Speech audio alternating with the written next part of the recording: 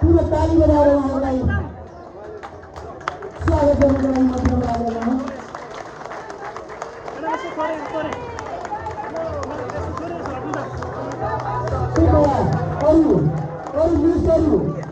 अरू लिस्टहरू तयार गरेका साथीहरू अगाडि ल्याएर लिस्टहरू उपलब्ध गराइदिनुको लागि 1 नम्बर वडादेखि 11 नम्बर वडासम्मको कृपया क्रमबद्ध रूपमा उपलब्ध गराइदिनुको लागि म हाम्रा सहयोगी घन्टीघाट मित्रहरूलाई म विनम्र आग्रह गर्छु।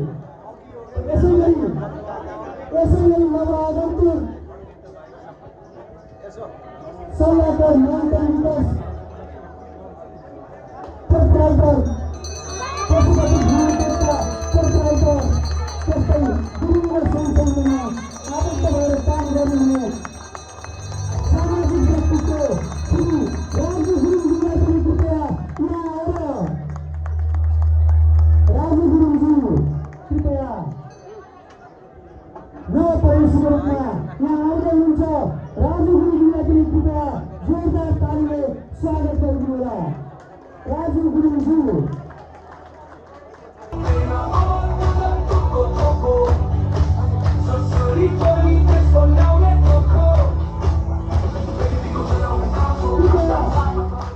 कृपया साथीहरू 1 देखि 4 नम्बरको लिस्ट ल्याएर बीचबाट उहाँहरूलाई स्वागत गर्नको लागि म विनम्र आग्रह गर्दछु। कृपया बीचबाट उहाँहरूलाई आउने वातावरण गरिदिनको लागि स्वयंसेवक साथीहरूलाई विनम्र आग्रह गर्दछु। 1 नम्बरदेखि लिस्ट ल्याएर महासचिव राजु गुरुङज्यू उहाँ धेरै व्यवसायहरू उहाँका पोर्टफोलियो इन्भेस्टमेन्टहरू छन्। उहाँ हाम्रो पार्टीमा नवआगन्तुक हुनुहुन्छ। उहाँलाई कृपया जोरदार तालीले स्वागत गरिदिनुहोला।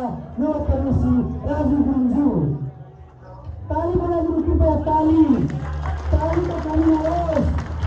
हाम्रो घन्टीघरमा नवआगन्तुक दाजुहरूलाई कृपया स्वागत गरिदिनुहोस् ताली बजाएर। धन्यवाद। अब हामी पार्टी प्रवेश गर्ने क्रममा सेनामा वार्ड नम्बर 1 देखि सबैले ताली बजाएर सम्मान व्यक्त गर्नको लागि हार्दिक अभिनन्दन चाहन्छु। जसले गर्दा अब म कर्मसा नारायण अन्तावन गर्नेछु। नारायण कर्मसा स्कुल ल्याएर ग्यास बस्नुको लागि अभिनन्दन गर्न चाहन्छु। हामीलाई केन्द्रीय दाजुहरूले पार्टी प्रवेश गरेका हुनुहुन्छ। म सेनामा वार्डबाट नाम उच्चारण गर्न चाहन्छु। मित्रलाल खरेलज्यू,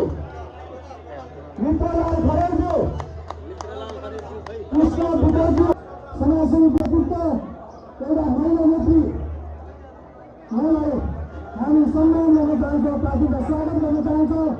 उहाँलाई स्टेजमा आएर ग्यास ग्रहण गरिदिनुहुन र आदरणीय नेता बन्नलाई उहाँलाई पार्टी प्रवेश गरिदिनुको लागि म हार्दिक अभिनन्दन गर्न चाहन्छु र सबै आदरणीय महानुभावलाई तालीले स्वागत गरिदिनुको लागि म हार्दिक अनुरोध गर्न चाहन्छु।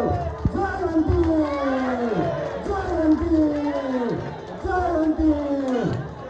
यस्तै गरी अब म साथी परुवाबाट वार्ड नम्बर 2बाट हाम्रो राष्ट्रिय स्वतन्त्र पार्टीको आजको यस अभियानमा जोडिन चाहनुहुने आदरणीय महानुभावहरूको नाम वाचन गर्न चाहन्छु।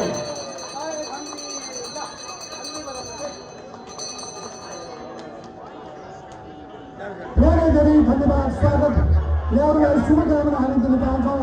अब सुन्नु सैन्यले राष्ट्रिय स्वतन्त्र पार्टीमा भण्डारीजी वर्तमान जनप्रतिनिधि ईश्वरी भण्डारीजीलाई जोरदार तालीले स्वागत गर्न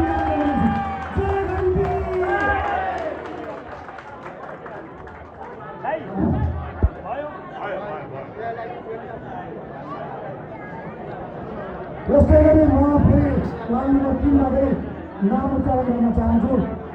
नव पार्टी प्रवेश गर्ने हाम्रो आदरणीय महानुभावहरू चेत कुमारी गेवालीज्यू, तुलसन नेपालीज्यू, जगत कार्कीज्यू, गोपाल पौडेलज्यू, मीना चौधरीज्यू, अविष्कार श्रेष्ठज्यू, ऋषिराम सापकोटाज्यू, होम नेपालीज्यू,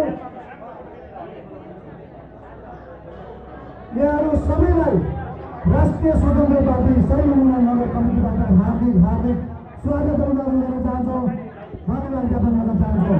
आदरणीय नेताजीहरूलाई पनि यो आगामी पार्टी प्रवेश गर्ने हाम्रा आदरणीय महानुभावहरूलाई बिहार वितरण गरेर पार्टीमा प्रवेश गराइदिन हाम्रो छिमेकी पालिकाबाट पनि यो अवसर पारेर उहाँहरू पार्टीमा प्रवेश गर्ने हुनुहुन्छ। आदरणीय त्यस्ता व्यक्तित्वहरूको म नाम उच्चारण गर्न चाहन्छु।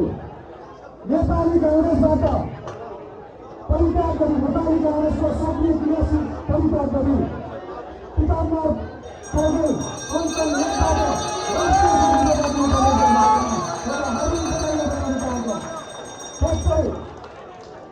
एमालेको एउटा चिन्ह प्रदान गर्नुको लागि हार्दिक गर्न चाहन्छु। अब पञ्चलमा एमालेको अब घन्टी बजिसकेको एमालेलाई घन्टी बढाउन घन्टीको चिन्ह लिएर अब आउनुभएको छ। एउटा नेकपा एमालेको एउटा वरिष्ठ व्यक्ति हुनुहुन्छ, उहाँ त्यो क्षेत्रमा एउटा सामाजिक व्यक्तित्व हुनुहुन्छ कृष्णप्रसाद आचार्यजी। उहाँलाई हामी यो राष्ट्रिय स्वतन्त्र पार्टीमा हार्दिक स्वागत गर्न चाहन्छौँ र उहाँको भावी जीवन यो राष्ट्रिय स्वतन्त्र पार्टीमा समर्पित रहोस्। रचनात्मक काममा उहाँले हातमा हात मिलाएर राष्ट्र निर्माणमा अगाडि बढ्नुहुन्छ भन्ने हार्दिक प्रवेशको लागि उहाँलाई हार्दिक स्वागत गर्न चाहन्छौँ। अब हामी वार्ड नम्बर 3 बाट हाम्रा युवा उद्यमी भाइ राजेश पन्तज्यूलाई पनि हामी राष्ट्रिय स्वतन्त्र पार्टीमा हार्दिक स्वागत गर्न चाहन्छौँ। राजेश पन्त युवा भाइलाई वार्ड नम्बर 3 बाट